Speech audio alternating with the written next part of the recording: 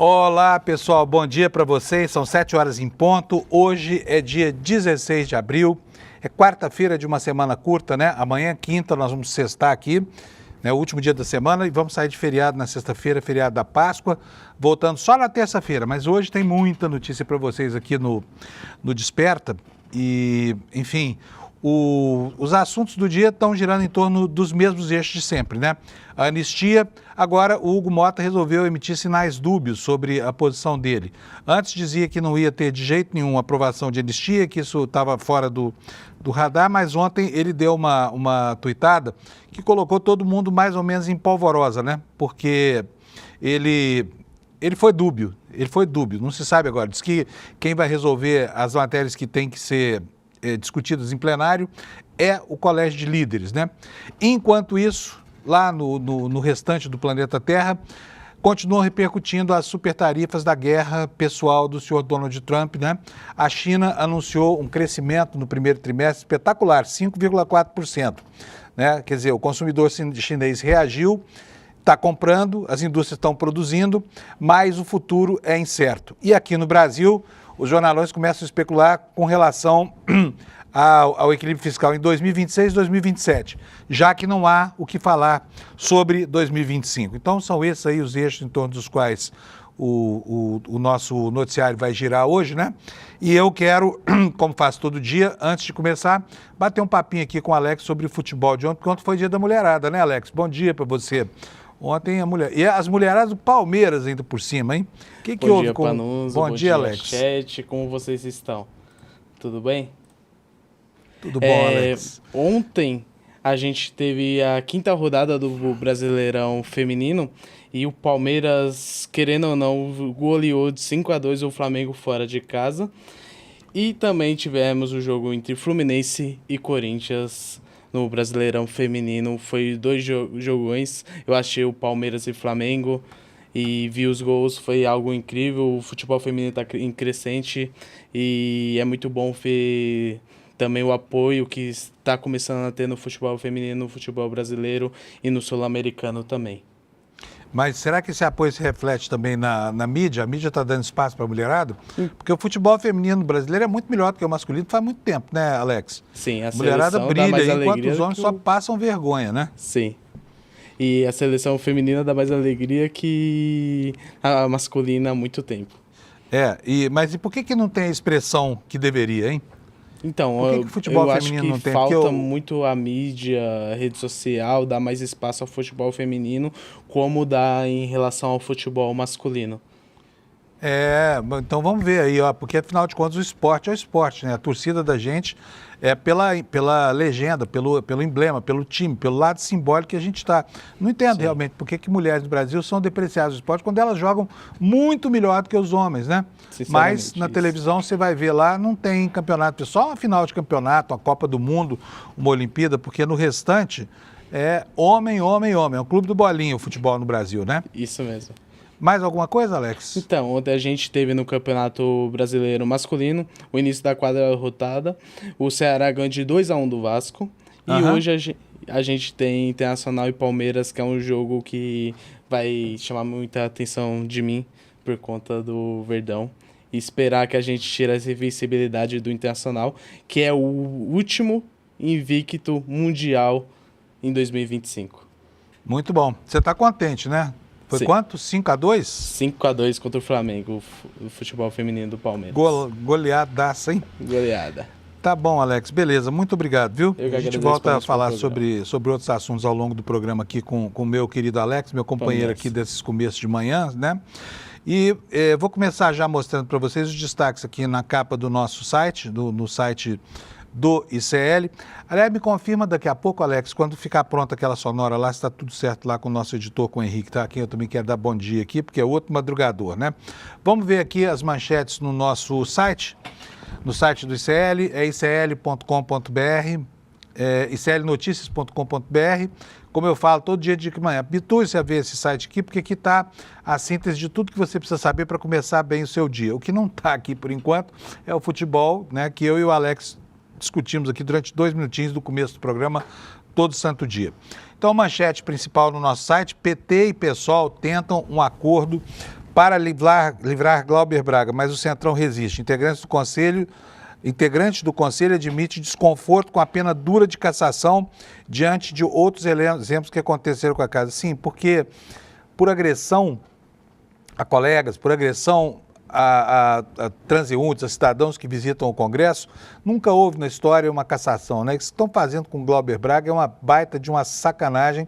E se o plenário da Câmara resolver, por maioria dos seus votos, 257, cassar o mandato do Glauber, que é talvez o parlamentar mais combativo, não haverá remédio. Ontem o Freixo esteve aqui conosco no ICL para dar uma entrevista para o N1, e ele foi muito claro na sua expectativa, disse que não há o que fazer. Acha que o Supremo, por exemplo, no eventual recurso aí do Glauber, não vai interferir numa decisão que é do plenário da Câmara. Agora fica aqui a minha pergunta, né?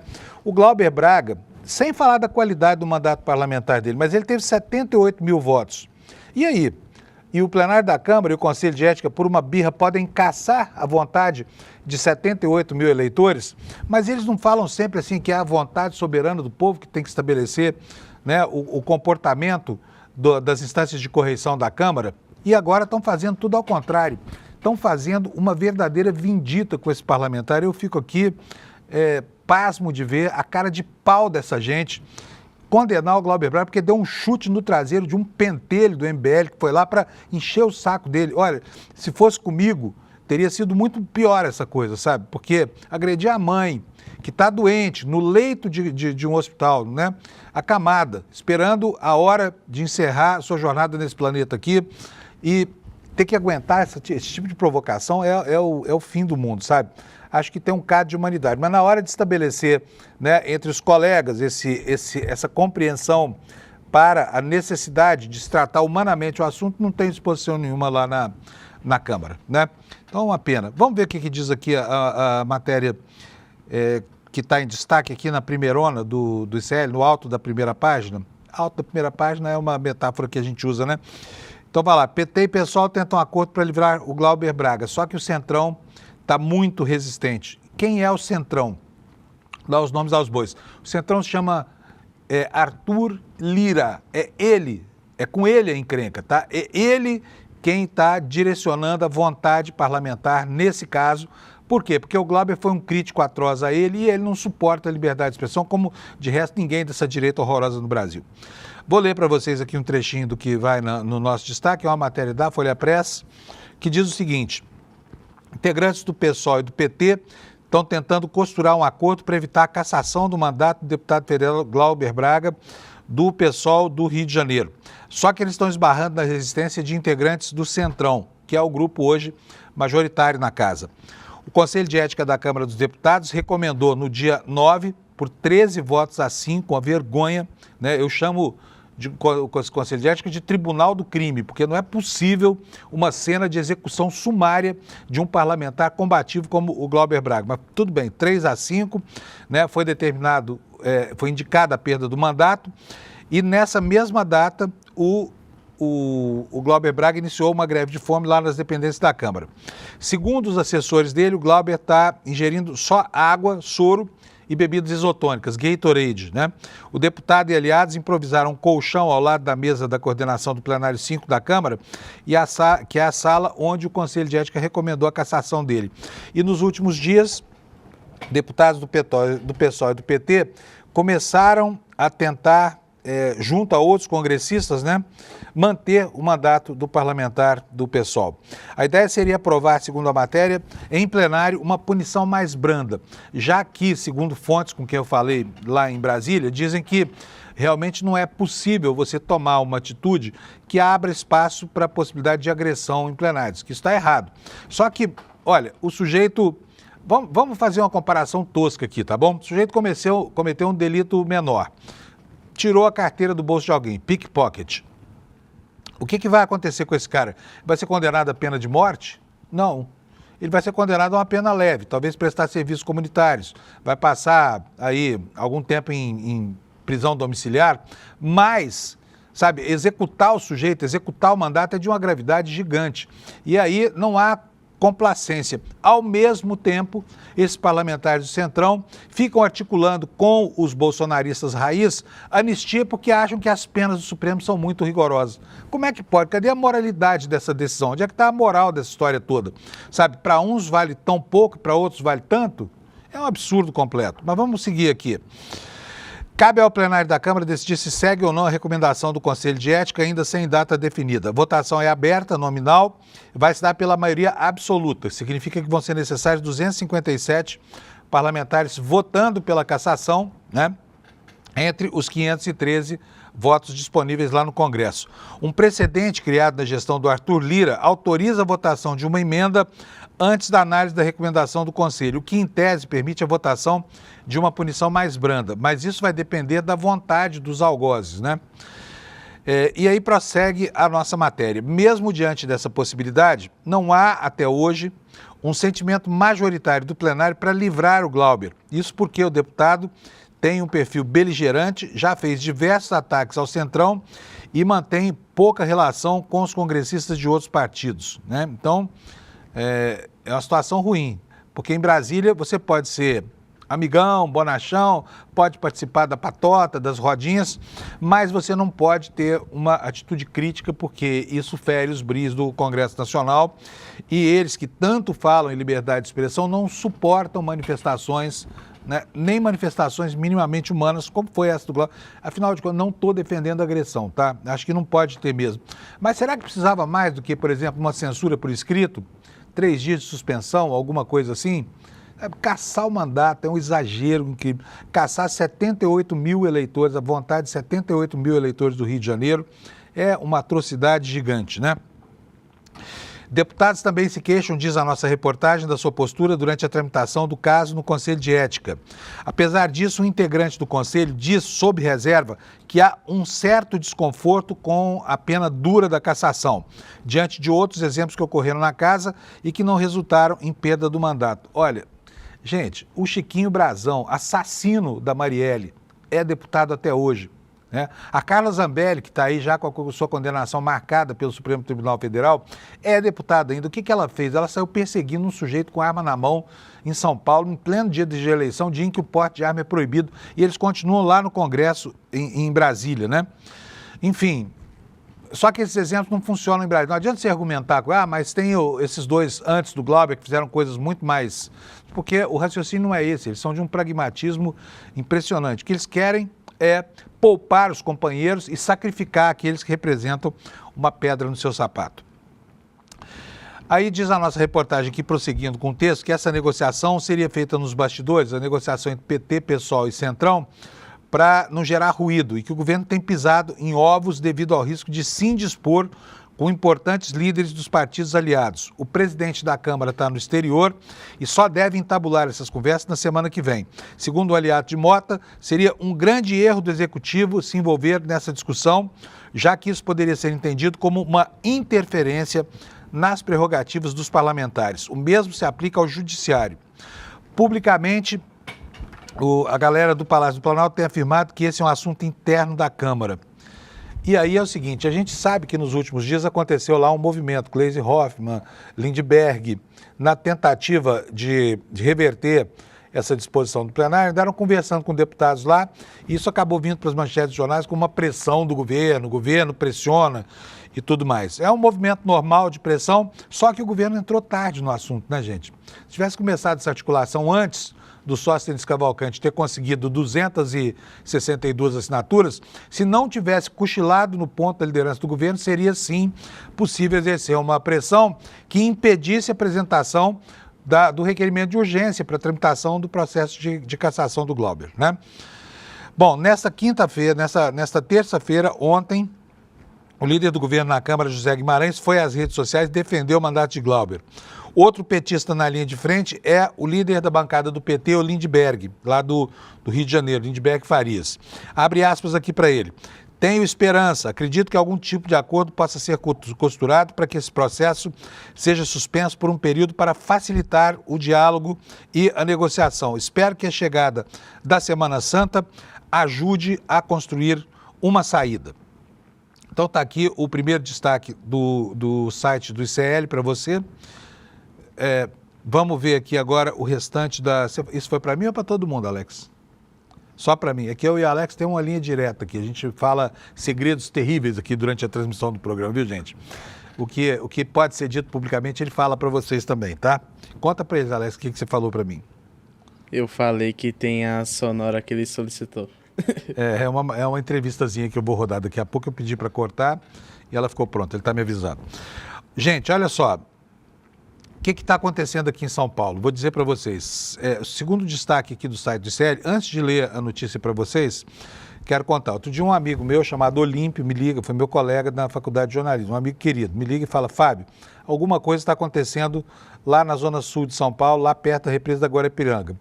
Porque, de repente, o pessoal da Cracolândia começou a se dissipar do centro da cidade. Você vai ao centro de São Paulo hoje, ele está muito mais livre do pessoal da Cracolândia do que meses atrás. É notório isso, todo mundo que anda por ali vê. Em compensação, começaram a surgir algumas pequenas concentrações na periferia mais distante de São Paulo, no limite do município. Eu estou falando de um caso na beira da represa de Guarapiranga. E a comunidade local estava muito incomodada com essa vizinhança, porque eles furtam, né, eles ficam consumindo drogas, há uma concentração de traficantes ali que controlam o fluxo do crack e da maconha, e há também assaltos e outras coisas. Então a vizinhança chegou inclusive a agredir o que eles chamam de cracudos, né, pejorativamente. E a situação estava chegando ao paroxismo lá na beira da represa de Guarapiranga. Pois agora, a impressão de que a Prefeitura de São Paulo está remanejando essa população que estava concentrada no centro degradado e antigo de São Paulo para outros lugares da periferia. Para quê? Para parecer que o problema não existe, né? Então você hoje vê, de fato, assim, alguns viadutos de São Paulo que tinham uma grande concentração de pessoas sem teto, por exemplo, hoje não tem mais. Cadê essa população? O que foi feito dessa gente toda? É bem pouco possível que, por exemplo, tenha sido feito algum grande programa de inserção social ou de tratamento para drogadição. Ninguém vê isso acontecer, mas está acontecendo um fenômeno que a gente percebe no centro de São Paulo. E aí veio esse telefonema do amigo que falou que relatou o problema lá na Guarapiranga, e agora surge no nosso site essa manchete aqui, olha. Moradores de Paraisópolis relatam a multiplicação repentina de pessoas em situação de rua. Ritmo de chegada dessas pessoas em situação de rua e usuários de droga é de 5 a 8 a cada 2 dias. O Paraisópolis é a segunda maior favela de São Paulo, né? É uma zona em que há infiltração do tráfico, como se sabe, e dali da favela de Paraisópolis, né, partem, né, ou se situam aqueles que ameaçam a segurança pública na zona sul de São Paulo, né? Então, o que está acontecendo? Será que levar mais gente em situação de vulnerabilidade social, gente faminta, gente que depende de droga, para um lugar que já tem tantos elementos complicadores assim, vai fazer algum bem para a saúde dessa comunidade do Paraisópolis e também para o benefício dessas pessoas que estão sendo levadas, não se sabe de que forma, para a periferia da cidade? A matéria do nosso site vai informar o seguinte, olha: moradores da comunidade de Paraisópolis, na zona sul de São Paulo, estão preocupados com a recente multiplicação de pessoas em situação de rua e de usuários de drogas na região. Desde janeiro, o fluxo fora do normal chama a atenção de quem vive naquele território. Dono de uma produtora de vídeos no local, integrante do Conselho de Saúde, Renata Alves, acompanha a mudança de perto. Ela diz o seguinte: a gente não tinha casos desse tipo aqui. Havia pessoas com problemas de álcool ou drogas, mas a gente conhecia a referência familiar e o domicílio de cada um. Conseguíamos até dar um suporte, agora não mais. Segundo Renata, que tem 43 anos, o ritmo de chegada dessas pessoas em situação de rua e de usuários de drogas é de 5 a 8 pessoas a cada dia. Há uma suspeita, assinala a nossa reportagem, de que eles estão sendo transportados até Paraisópolis. Ela diz o seguinte: as pessoas estão amanhecendo aqui. Quando a gente vai tentar fazer essa abordagem junto com a área da saúde, vê que não são pessoas que vêm de lugares próximos, são pessoas que vêm de muito longe, lá do centro da cidade, declarou a Renata aqui ao nosso site. Criador do Instituto Conhecimento Liberta, O nosso Eduardo Moreira esteve na comunidade e constatou que a denúncia, sim, é verdadeira. O Eduardo disse que é muito grave e que um número de pessoas cada vez maior está sendo trazido e despejado lá em Paraisópolis. Pessoas em situação de rua, dependente de drogas químicas, né? Na sua maioria, estão sendo tratadas como lixo, que está sendo recolhido e depositado aqui. Isso é uma política de higienização do centro da cidade, para mascarar o problema. Algo está acontecendo, sabe? A anotação do Eduardo e dos moradores do Paraisópolis e também da Guarapiranga não é em vão. O que essa gente que se concentrava no centro da cidade, de repente, deixa o centro e se dirige a certos pontos da periferia de São Paulo, sabe? Se misturando ali, né, com uma área que já é muito cheia de complicações por causa da população muito pobre e muito vulnerável. O Eduardo Moreira declara o seguinte: a população em situação de rua desse local aumentou absurdamente, sobrecarregou o já precário sistema de saúde da área, o sistema de assistência social também. E isso faz com que aumente a criminalidade e aumenta também o risco para pessoas que não são, né, não tem nada a ver com esse contexto criminal, que são crianças, mulheres, alunos das escolas, professores, trabalhadores, transeuntes, gente pobre que está ali, que leva a vida honestamente, né, se equilibrando nessa linha tênue que é, né, a lei do cão imposta pela criminalidade, tá? Aqui você vê uma foto do nosso Eduardo Moreira fazendo uma visita a essa comunidade, vendo aí a situação de miséria em que essas pessoas vivem, né? Pois bem, essa é a notícia. Vamos para o próximo destaque aqui no site do ICL. Olha só, uma iniciativa de um cidadão aposentado. Qualquer cidadão pode ingressar com uma representação na Procuradoria-Geral da República. Nesse caso, foi uma notícia crime, né? Um aviso ao Ministério Público de que um crime está acontecendo, está na iminência de acontecer por causa do PL da anistia que essa pessoa considera um golpe. Vamos ver o que ele falou? O projeto de lei da anistia foi a gota d'água para o paulistano aposentado Valmir Laudelino Zanzeri.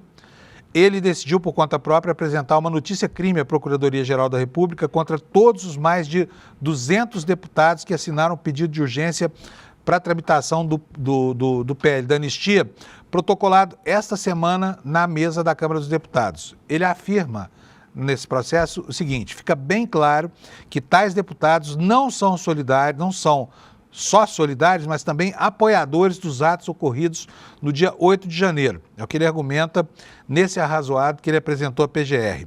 Diz o seguinte: eu já estava pé da vida, disse o Valmir.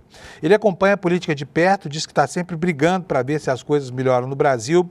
Decidiu que não podia mais ficar calado, quieto em casa. Assistindo a uma entrevista do jurista Lênio Streck na internet, Valmir perguntou pelo chat se um cidadão comum poderia apresentar uma queixa sobre o projeto da PGR. Portanto, ele não é nem advogado nem nada, né? Ele apenas se interessou pelo assunto, ficou indignado, foi lá e perguntou para o Lênio Streck, que é um baita advogado, o que podia fazer.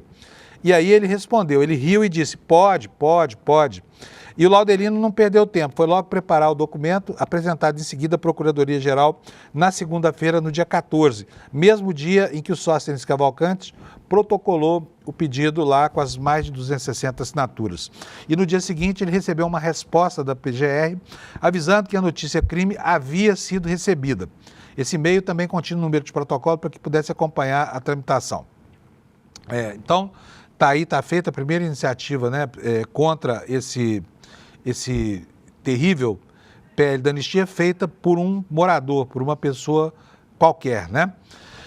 Vamos para outro destaque aqui na capa do ICL. O Estado de São Paulo publica lista de escolas que podem aderir ao modelo cívico-militar. Como se sabe, aqui em São Paulo já foram privatizadas, se não me falha a memória, 35 escolas e já está preparado um pacote de privatização de outras quase 150.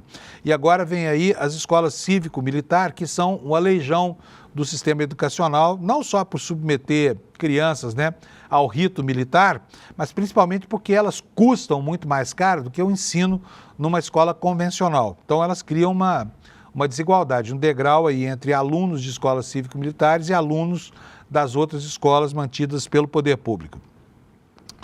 A matéria da Agência Brasil, assinada pela repórter Elaine Patrícia Cruz, e eu passo a ler aqui para vocês o lead da matéria. Apesar da polêmica, o Diário Oficial de São Paulo publicou ontem, terça, uma lista de 35 escolas públicas estaduais que foram aprovadas em uma segunda rodada e vão aderir ao modelo de escolas cívico-militares. O edital prevê ainda a realização de uma terceira rodada, prevista para ser realizada entre terça e quinta-feira, dia 17, portanto, amanhã, né? Amanhã. A lista divulgada pelo governo paulista inclui uma escola na capital, 4 na região metropolitana e 2 no litoral. Todas as demais são no interior do estado. Somente no dia 25 de abril, após a realização das 3 rodadas de consulta pública, é que o governo paulista anunciará as escolas selecionadas para o programa das escolas cívico-militares do estado de São Paulo, que tem início previsto para o segundo semestre desse ano. Aos poucos, o Tarcísio vai transformando a educação em São Paulo numa plataforma ideológica da direita, tanto com as privatizações quanto com esse insumo, com esse incentivo, esse incremento aí das escolas cívico-militares, né? Vamos ver se tem mais alguma coisa. E isso aqui, meu Deus do céu, você vai ficar impressionado se você não viu ainda. Ontem estava no site do Metrópolis, é algo inacreditável o que está acontecendo.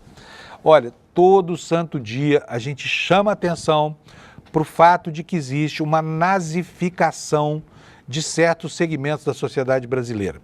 É inacreditável como isso passa pelos olhos das pessoas e muita gente não consegue enxergar. Mas vocês vão ver agora a prova cabal disso. Nós temos visto por aí uma normalização do uso, por exemplo, de gestos nazistas, né, como o sig-heil, que é aquele cumprimento, eu não vou repetir aqui, com o braço esticado, uma saudação que faziam ao Hitler na Alemanha e que tem sido revivificada. Apesar de todos os horrores do que representou o nazismo, ele deixou algumas marcas indeléveis no comportamento ideológico de algumas vertentes da sociedade hoje em dia. E a Polícia Militar de São Paulo, eu não estou falando aqui de novo, porque toda vez que falar Polícia Militar de São Paulo, vem falar, mas a instituição é boa, é meia dúzia que não prestam. Eu já acho que a instituição é que é ruim, porque é militar, é um cacuete deixado aí, legado pela ditadura, cujas más práticas estão extrapolando o limite da paciência da população. Assassinatos, chacinas, né? Atuação como grupo de extermínio, que é o que está acontecendo, e agora saudação nazista, reverência à cruz pegando fogo, o gesto do sig-heil em público e com o requinte de uma filmagem com técnica apurada, com uso de drone, câmera de terra e tudo mais. Vocês vão ver um trechinho disso, eu vou depois ler para vocês. Põe pra gente, por favor, Alex, o nosso vídeo. Esse vídeo estava no site do Metrópole, tá? Olha só. Veja isso, a cena que armaram, parece um ritual da Ku Klux Klan. Velas acesas, os policiais aí caminhando sobre isso, uma cruz incendiada no fundo. Vocês podem ver que a imagem é feita no drone. Repete aí pra gente, por favor, Alex. Só pra gente ver. Olha a cruz pegando fogo aí, tá vendo só? Isso é um completo absurdo. Isso é um completo despropósito. Permitir que esses jagunços nazistas, né, com o uniforme da corporação, produzam essa cena pornográfica aí. É um absurdo completo. Aí a corregedoria diz que vai investigar. Vai investigar? Não precisa investigar. Está na cara que isso é um ritual nazista. Está na cara que isso aí imita, né, as celebrações da Ku Klux Klan, essa entidade terrorista segregacionista que, infelizmente, não desapareceu da memória das pessoas com o avançar do tempo. O processo civilizatório não foi capaz de expurgar isso. Aí a Polícia Militar de São Paulo repete essas cenas, tá? Vamos saber agora onde foi que isso aconteceu. Aconteceu no interior do estado. Vocês podem ver lá atrás a quantidade de viaturas. Portanto, não venha me dizer que, não é um grupo isolado de policiais. É um grupo numeroso. Olha, 1, 2, 3, 4, 5 viaturas, todas com a sirene ligadas, né? Os fogos de artifício ali para fazer fumaça, o caminho iluminado por tochas, a cruz queimando e o sig-heil. O que mais que precisa para ver que isso é um ritual neonazista? Sabe? Até onde o governador do estado de São Paulo vai admitir que a tropa dele, conduzida por um assassino que se gaba de ter assassinado 30 e tantos, que é o sei lá quantos, 16, que é o derrite, vai tolerar esse tipo de coisa que você está vendo aí. Absurdo completo, entendeu? Isso é a degradação da nossa cultura ocidental. Não é possível que, passados 80 anos do terror produzido no mundo por essa ideologia que esses caras estão cultivando, você está vendo aí no seu vídeo, que isso tudo persista ainda, que isso sobreviva. Isso é um absurdo completo, tá? Vou passar a ler aqui a matéria sobre essa coisa escandalosa. Tá aí, olha, um frame desse vídeo, quer dizer, um quadro desse vídeo, mostrando esses jagunços policiais militares fazendo aqui o sigue-reio, né, voltados para uma cruz incendiada, o símbolo da Ku Klux Klan. Faltava só botar o capuz, né? Só botar o capuz branco, né? Mas eles fizeram isso com as viaturas e os uniformes, as fardas da polícia militar. Sabe? A indumentária da PM com um gesto como esse acaba virando a indumentária do Terceiro Reich. Não se pode tolerar nem minimamente que isso aconteça. Então vamos aguardar uma reação um pouco mais decente do governo do estado de São Paulo, porque que vem até agora, vamos investigar, sabe? Porcaria nenhuma, não quer dizer nada. E olha, a imagem, gente, não foi produto de grampo, ela não foi retirada adredemente de lugar nenhum. Ela foi divulgada num perfil da Polícia Militar de São Paulo, um perfil oficial, tá? Estão transformando canais institucionais em condutos, em dutos de propaganda nazista no Brasil. Quem faz isso? Polícia Militar do Estado de São Paulo. E aí vem me dizer, ah não, mas a corporação é uma maravilha. Como é que junta 5 viaturas e 14 caras se isso não está entranhado, introjetado, né, no seio dessa corporação? Então, a Polícia Militar de São Paulo está devendo uma explicação sobre isso. É inacreditável que isso seja possível, sabe? O culto a símbolos do pior segregacionismo da história, com gestos usados na Alemanha nazista. É um absurdo. A matéria do ICL diz o seguinte: o perfil oficial do 9º Batalhão de Ações Especiais da Polícia, 9º BAEP, que é uma unidade especializada da Polícia Militar Paulista com atuação em São José do Rio Preto, lá no norte do estado. Uma cidade pacata do interior de São Paulo, tá? Eles publicaram um vídeo no Instagram em que policiais aparecem posicionados em frente a uma cruz em chamas. 2 agentes aparecem ainda com o braço em riste, uma saudação nazista. O nosso texto aqui ainda é generoso, fala no que sugere uma saudação. Eu já afirmo, era uma saudação nazista, é o sigue-reio que chama isso. A cena publicada que exibe também um corredor de velas e viaturas ao fundo e uma trilha sonora dramática não especifica o local em que o vídeo foi gravado. Além disso, a baixa luminosidade não permite identificar exatamente quem são as pessoas presentes, mas ficam visíveis as 2 bandeiras com o brasão desse 9º Batalhão, né, o 9º BAEP. Um perfil do Comando de Policiamento do Interior, número 5, se chama CPI 5, republicou a postagem e o perfil do Tenente Coronel José Tomás Costa Júnior, que é o comandante do 9º BAEP, estava marcado na publicação. Alô, comandante, vai explicar? Não? Vai dizer que não sabia? A matéria que o ICL traz foi feita pela Ponte, né? E a Ponte diz que questionou a Secretaria de Segurança Pública sobre quem são as pessoas do vídeo e se o registro foi feito durante o horário de expediente delas e quais foram as circunstâncias dessa gravação.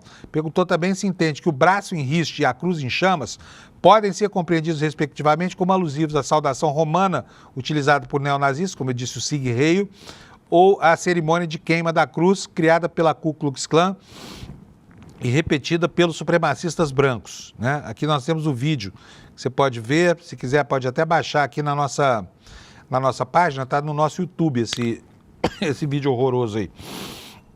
Eu vou beber uma aguinha porque aqui de manhã a garganta da gente vai, né, meia hora já falando feito pobre na chuva, a gente gasta a garganta. Vamos prosseguir, gente? Nós já vimos aqui os destaques no site do ICL.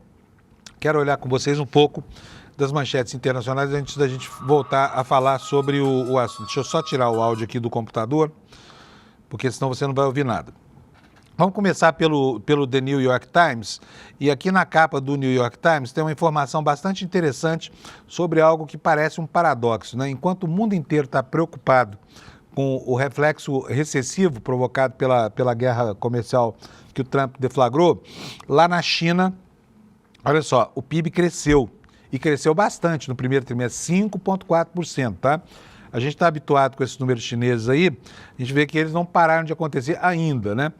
temos que considerar que a posse do Trump foi 20 de janeiro e que o anúncio do tarifaço ainda não tem um mês de idade. Mas, de qualquer forma, os chineses não sofreram ainda muito com essas mega tarifas do Trump. E ontem, outra grande corporação americana tomou a traulitada dos chineses, a Boeing. Eu vou falar sobre isso. Então está aqui a manchete: a China relata crescimento do PIB enquanto se prepara para o estresse econômico causado pelas tarifas. O jornal está vendo em perspectiva o problema. Está dizendo que vai haver, né, sofrimento na China. E provavelmente, claro, que vai haver, porque ainda que o país tenha um mercado de 1,5 bilhão de pessoas, uma indústria vigorosa e outros clientes no mundo, não vai escoar toda a produção que hoje é destinada aos Estados Unidos para países em desenvolvimento ou para o terceiro mundo. Portanto, vai acontecer problema lá. Mas, enquanto isso, enquanto esses problemas não acontecem, a China continua crescendo. E mais abaixo, olha aqui, ó, mais abaixo nós temos uma outra manchete sobre esse caso escabroso da deportação de um homem inocente que estava legalmente no território americano, chama o Homem de Maryland, que é o apelido que colocaram nele. Chama Quilmar Armando Abrego Garcia. Esse cara não estava devendo nada, está há 10 anos nos Estados Unidos, tinha visto regular, tinha todo o documento, casado com uma americana, filhos americanos, foi preso, deportado, enviado para uma prisão em El Salvador. Está sob a guarda do Bukele, num campo de concentração onde pessoas dormem em celas com até 70 outras pessoas, sem nenhum conforto. É um depósito de gente, né, desse líder fascista que é o Bukele, que alugou a dignidade do país para os Estados Unidos. Mas nós vamos ver essa história melhor no jornal The Washington Post, que está aqui na capa. E olha só, aqui o assunto ganha a importância que tem, porque a opinião pública americana está muito revoltada com esse comportamento do governo Trump.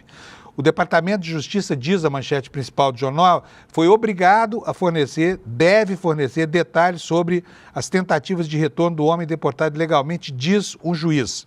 Eu tenho aqui a matéria na íntegra, eu vou ler aqui com vocês para que a gente possa entender exatamente o que está acontecendo. Como nós sabemos, existe uma resistência de algumas entidades da sociedade americana, e especialmente do judiciário, contra quem os fascistas do governo Trump já voltaram às suas baterias, né? E também existe a mesma cruzada nas universidades. A gente viu ontem que a Universidade de Harvard perdeu 2 bilhões e 200 milhões de dólares porque não acabou com o programa lá de inclusão social deles, com os programas ambientais, o tal do ambiente DEI, né?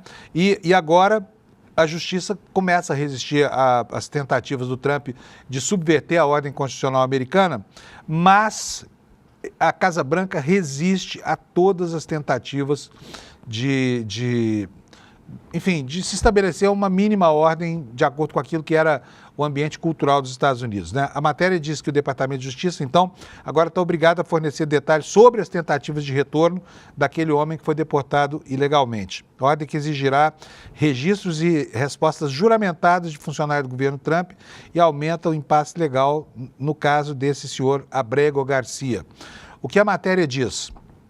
Uma juíza federal disse na terça-feira que vai exigir que o governo Trump apresente registros e respostas sob juramento sobre as tentativas ou sobre a falta delas do governo dos Estados Unidos de devolver um morador de Maryland que foi detido pelas autoridades de imigração e enviado ilegalmente para uma prisão notória em Salvador.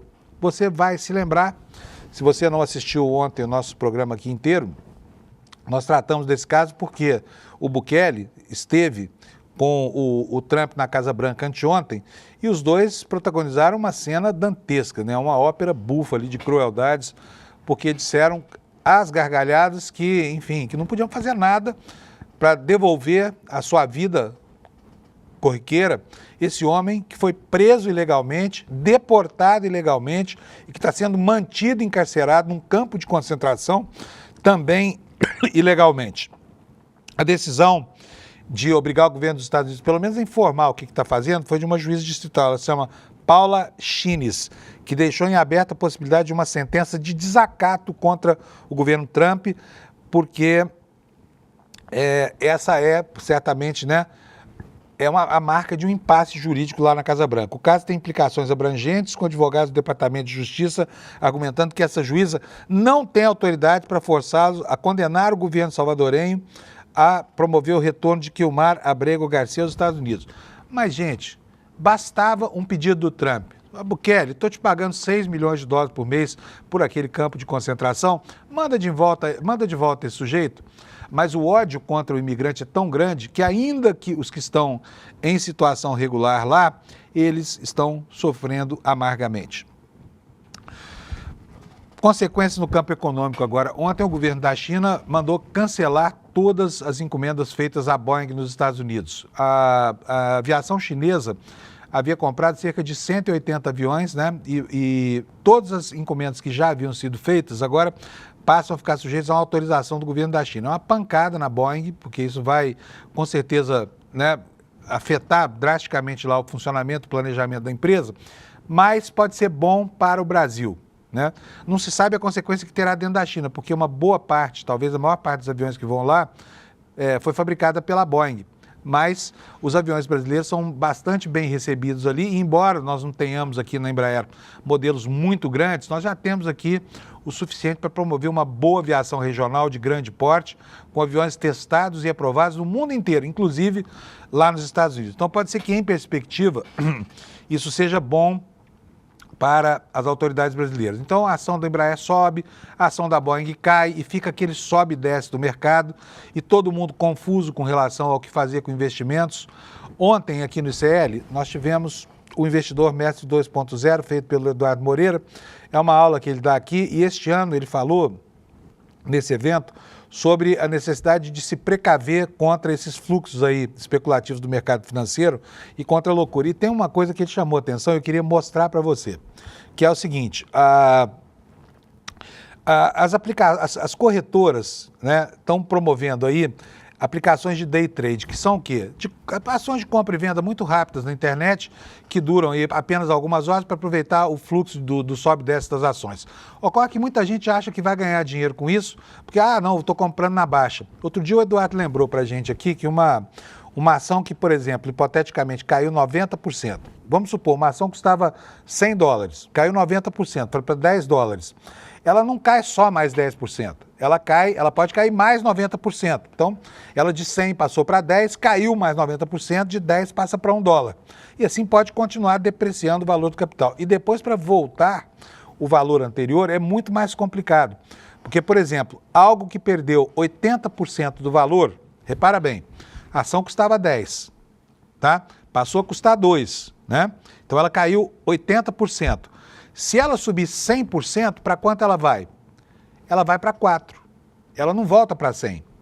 E aí, 4, ela tem que dobrar de novo para ir para 8. E depois tem que subir mais um pouco para chegar em 10. Então, assim, a volta ao patamar anterior é muito complicada. E muita gente se mete a fazer operações de day trade, fazer, né, home broking, essa coisa toda, sem a análise de uma corretora. E o Eduardo fez um alerta que você deve considerar, tá? Presta atenção na dica que ele está dando sobre esses investimentos de day trade. É cassino. Roda para nós, Alex. Fórmula para você ficar rico no curto prazo.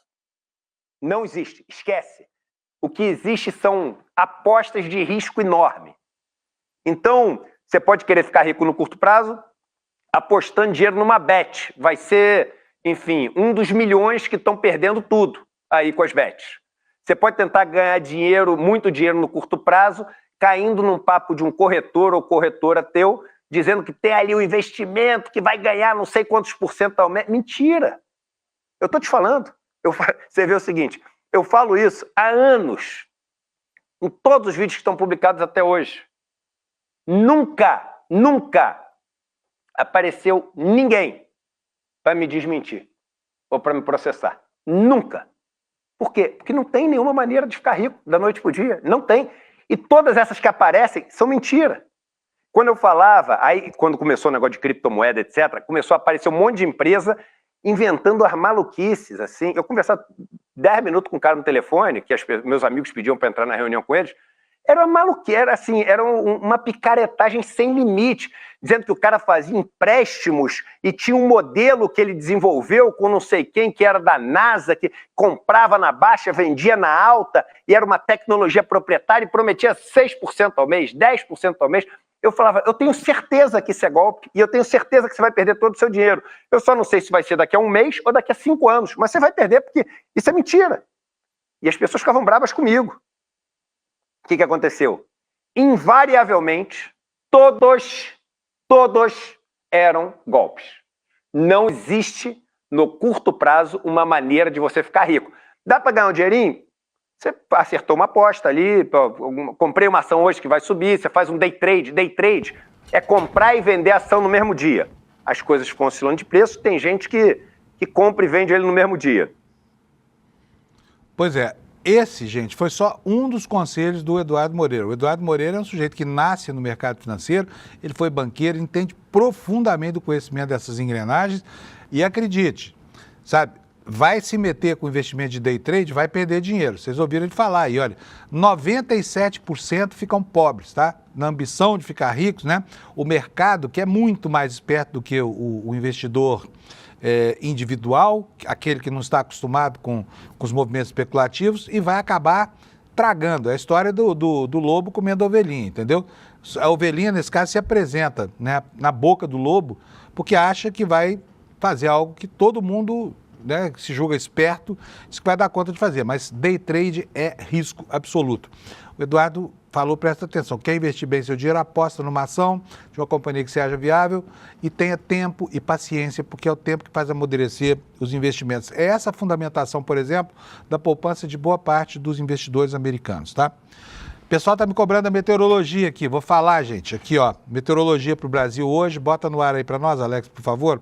Vai ter chuvarada em toda essa área aqui, que começa lá no oeste do Amazonas e desce até chegar aqui à divisa do litoral do Rio com São Paulo, né?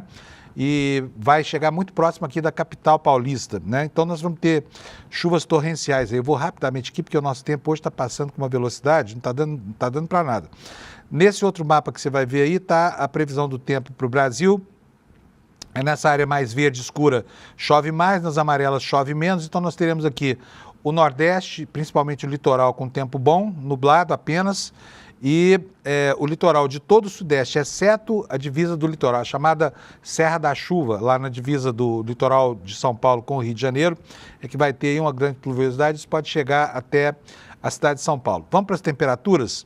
No sul, Porto Alegre com 27 de máxima, Florianópolis a mesma coisa, Curitiba 24, São Paulo vai ter 23, Rio vai ter 28 de máxima, chuva só de madrugada, muitas nuvens em Vitória com 30 graus, Belo Horizonte com 25 graus, Campo Grande com 28, 32 graus com muita chuva lá em Cuiabá, Goiânia com 30 graus, Brasília a mesma temperatura, lá não chove muito, mas chove alguma coisa, né? A chuva se despedindo do inverno. Rio Branco com 33 graus, Porto Velho com 32, Boa Vista com 38, vai fazer calorão lá, máxima de 33 em Manaus, Macapá 33 também, Belém 34, São Luís 32, Teresina, 34 graus. E nas capitais do Nordeste, né, o tempo é o mesmo, tá, gente? Hoje estou com pressa, vou falar só de algumas aqui. Mas Fortaleza, João Pessoa, todas com 32 graus. Recife, Maceió, tudo 32 graus, tá? Aracaju com 30, muitas nuvens lá em Aracaju e Salvador com 32 graus. Essa aí é a meteorologia para hoje, tá bom?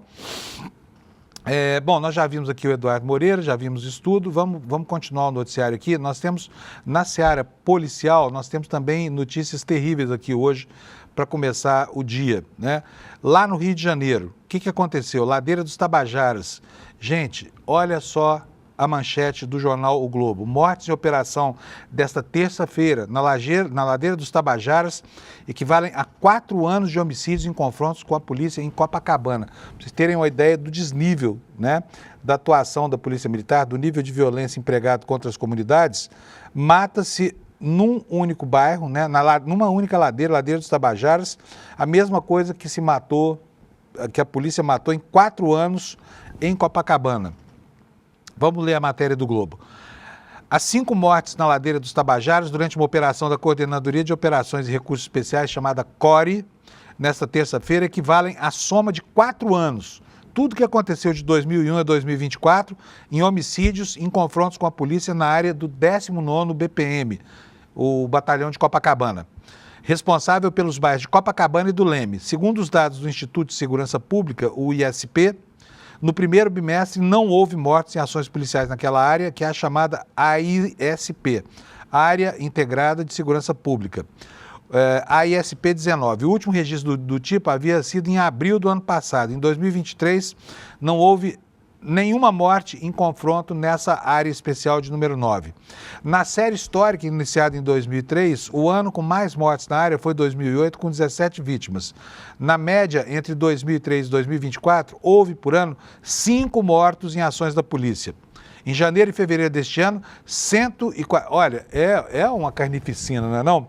147 pessoas morreram em confronto com a Polícia do Estado do Rio, aumento de 27% em relação ao mesmo período de 2024.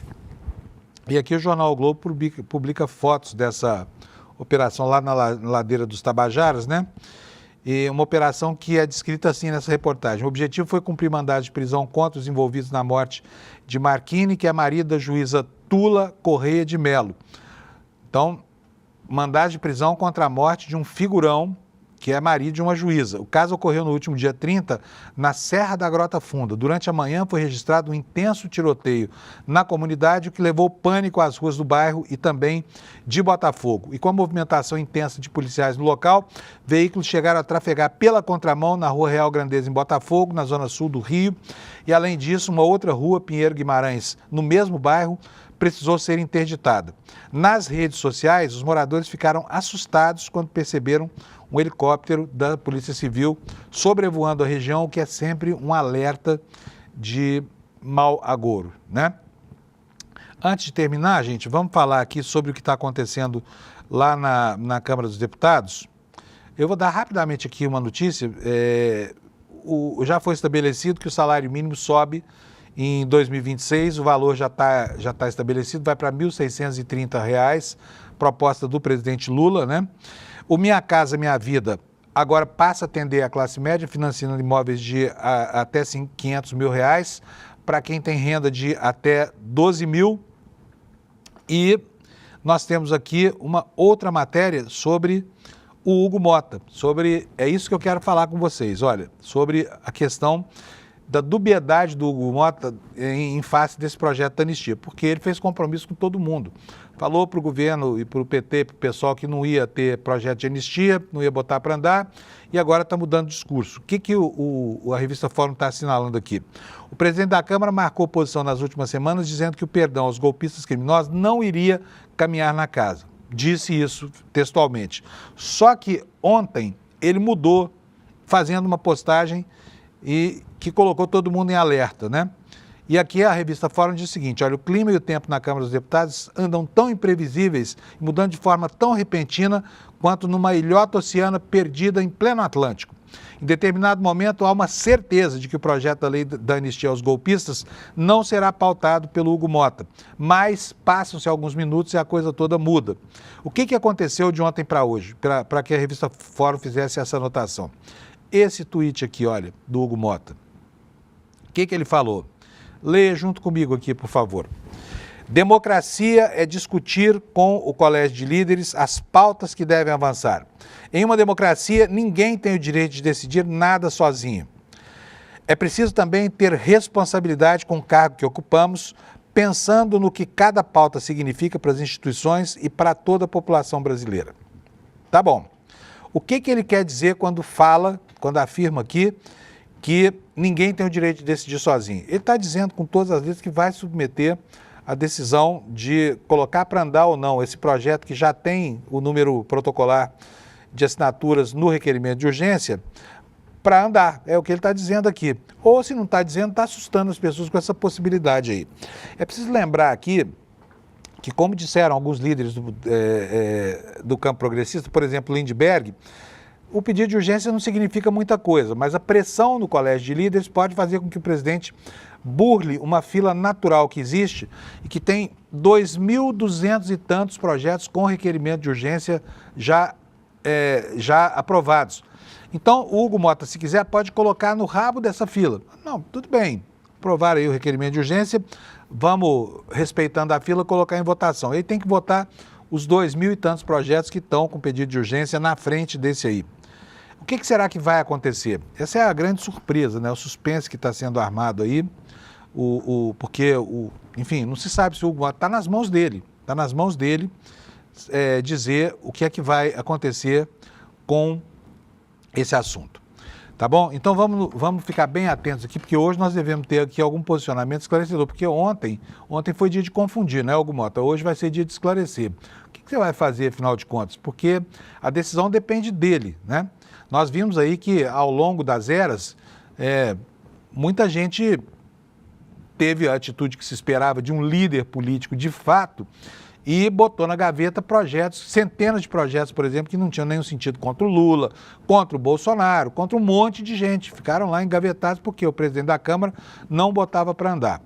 No Senado, nós também temos uma posição de dubiedade, porque o presidente da Comissão de Constituição e Justiça, o senador Otto, lá da Bahia, Otto Alencar, ele também tinha dito que não teria aprovação de anistia, que anistia é um escândalo, mas já falou que a CCJ pode considerar o assunto. Então está se criando um clima no Brasil em que não se pode apostar mais nada, não se pode ter certeza nenhuma de nada sobre essa questão da anistia, né?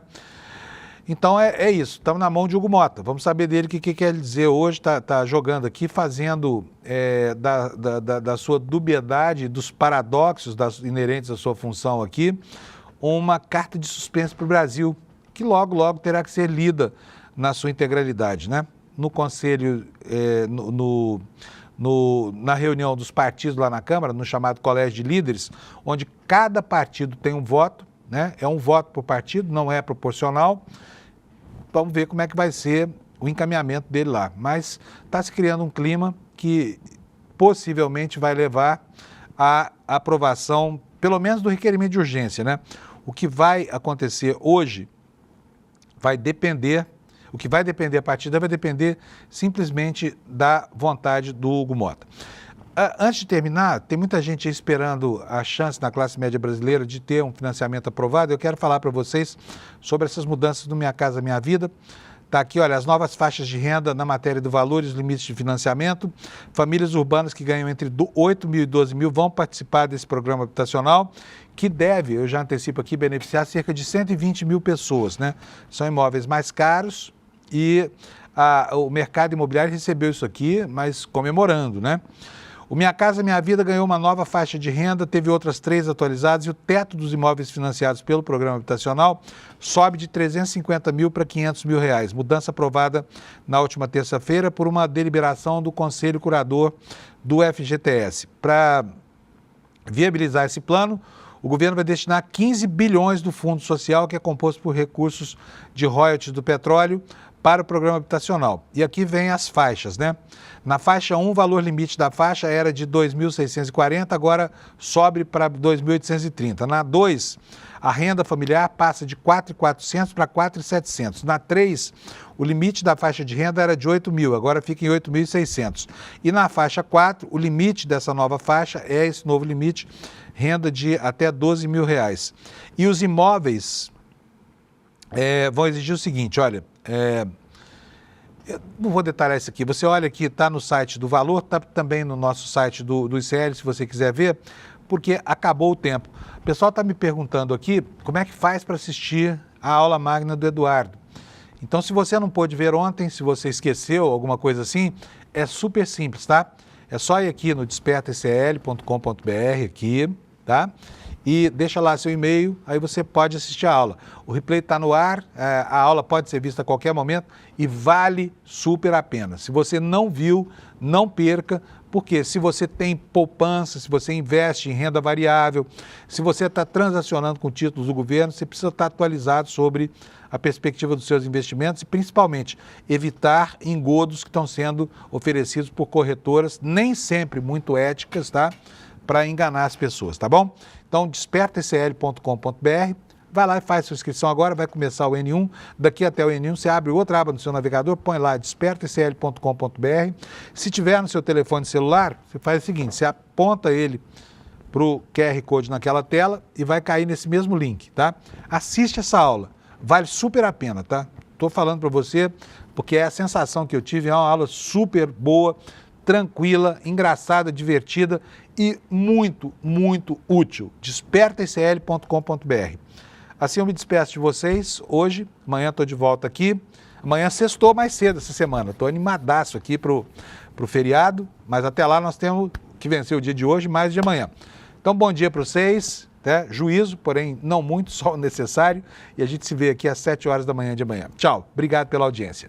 Fala, turma, é o seguinte, quer mais uma chance para assistir a nossa aula que fez o maior sucesso de educação financeira? Teve gente que perdeu por diversos motivos, né? Até por ter esquecido simplesmente e está querendo assistir. Então a gente vai liberar um link aqui para você poder assistir a aula e aproveitar tudo que ela trouxe de bom para as pessoas que estavam lá. Realmente, é 1 hora para mudar completamente a sua visão sobre o mundo das finanças e dos investimentos. E no final da aula também uma chance de você se juntar a mais de 70 mil pessoas que fazem parte da nossa comunidade, que todos os dias acompanham os mercados e tem toda essa nossa ajuda, esse nosso suporte para reequilibrar a sua vida financeira, tá bom? Boa aula para vocês!